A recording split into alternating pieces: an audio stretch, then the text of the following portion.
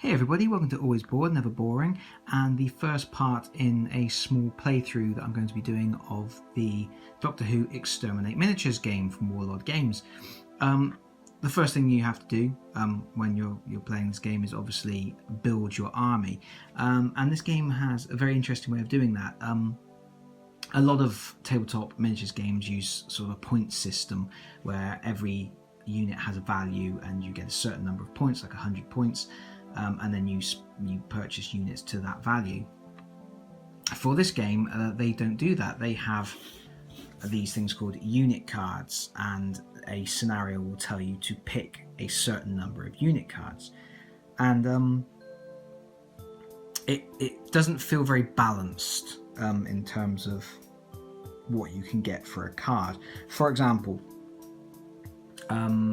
this is a cyber leader. This is the leader of the cyber army, and this card allows you to take one cyber leader, which is fine, but there's also a card that lets you take the Doctor. So now, as a tabletop miniatures game, that's not balanced. The Doctor the Doctor is going to be far superior to a cyber leader, but this game it's quite unusual in that it doesn't really feel like it should be a tabletop miniatures. It doesn't feel like it should be a tabletop war game. It feels like it should be very much a scenario-driven game, and I'll talk about this a lot more when I actually review the game on my blog, alwaysboredneverboring.com. But basically, I feel like this was the only way they could do it. If they were going to do a point system, what would the Doctor be in terms of points? 1,000 points? What would he be? He would be the equivalent of a whole army's worth of Cybermen. So they've kind of, I think, gone to hell with balance. And I think it's a system.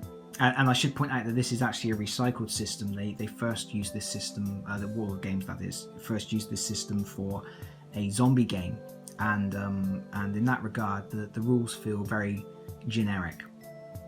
They've pretty much literally ported them directly from the zombie game to the Doctor Who game wholesale. So it feels quite generic in that regard, but that also works in its favour because it allows you to layer on scenario rules, and I think that's what you need to do with this game. I don't think you need to. The base game comes with Daleks and Cybermen, and they say it's a tabletop war game. You have Cybermen fighting Daleks, and in that regard it kind of works. But as soon as you start introducing characters like the Doctor and his companions and things like that, any semblance of it being a balanced war game almost kind of goes out the window, and you need to kind of look at it in a slightly different way. And I think you need to create scenarios that recreate sort of your favourite moments from the show, or what if scenarios, or stories that could be from the show.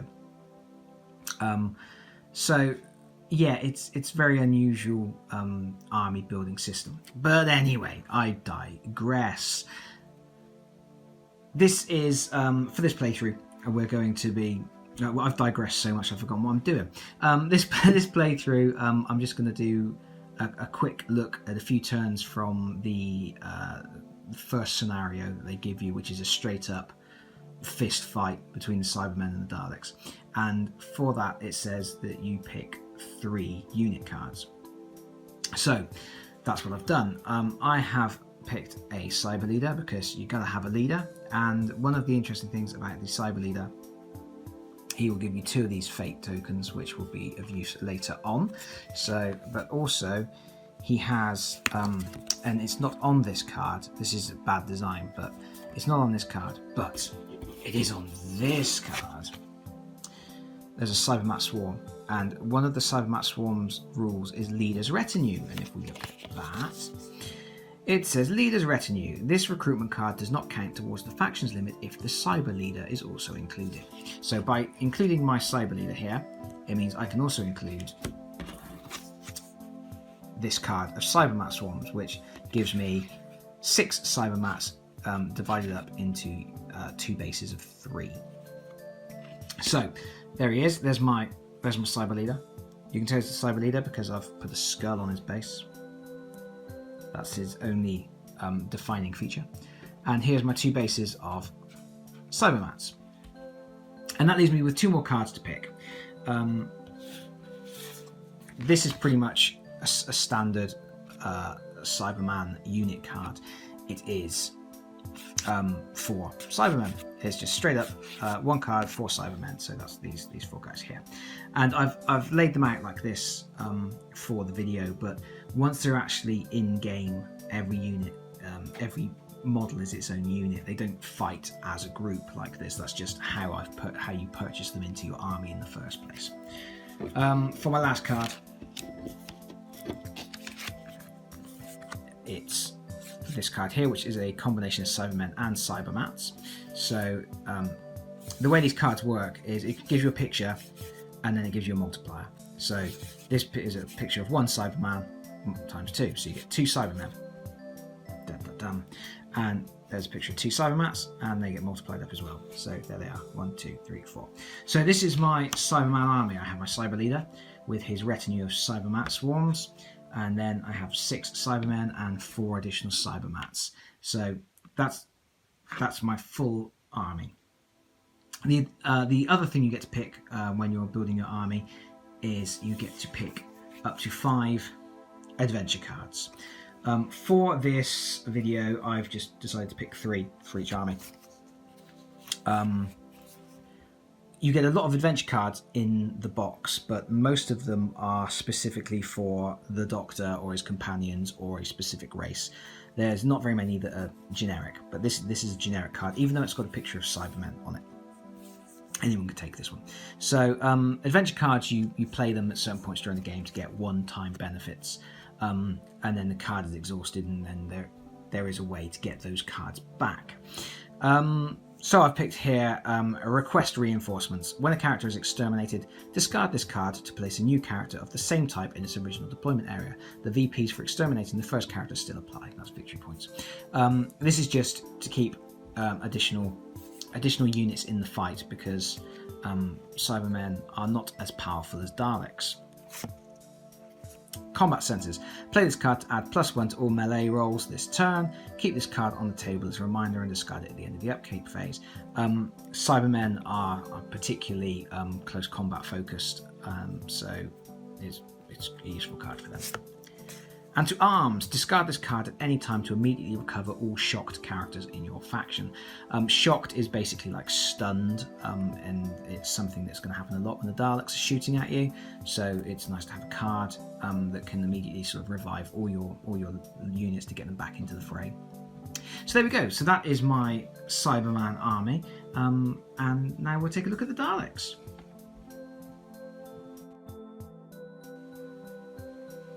And here are those Daleks. So as you can immediately see, the Dalek forces are significantly smaller than the Cyberman forces. That's because the Daleks are more powerful. So it's the same process. I started by picking a patrol leader. This card gives you 1 patrol leader, who is the only character in this army that has any sort of defining difference in terms of its appearance. All the rest look exactly like this. And he comes with 2 of these little tokens, and these tokens have a range of uses. During the game, you can use them to sort of immediately assassinate someone that you've injured.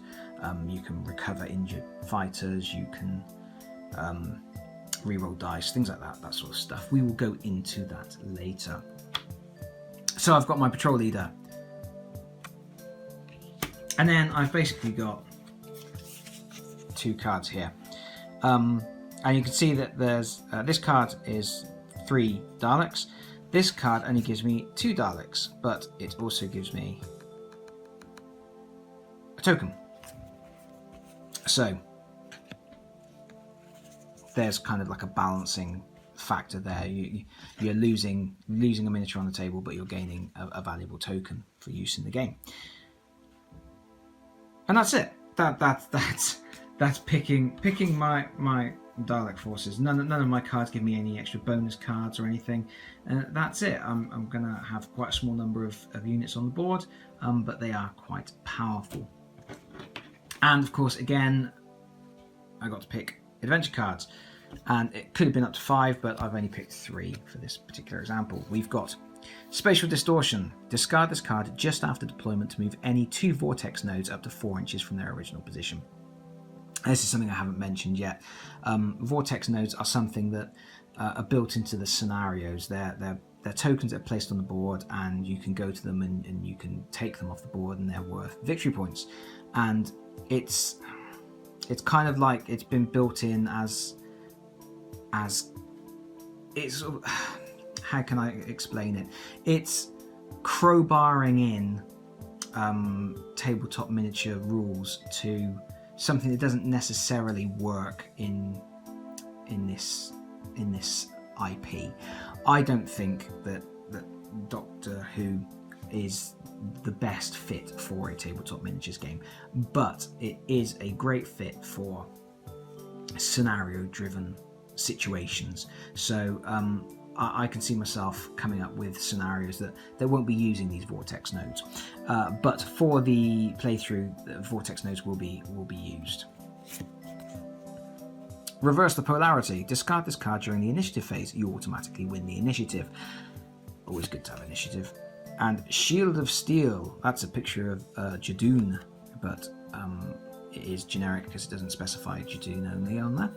Discard this card to ignore a shocked or exterminated result after a melee subphase. So again, this is because the Cybermen are quite good once they get up close, once they get stuck into a fight.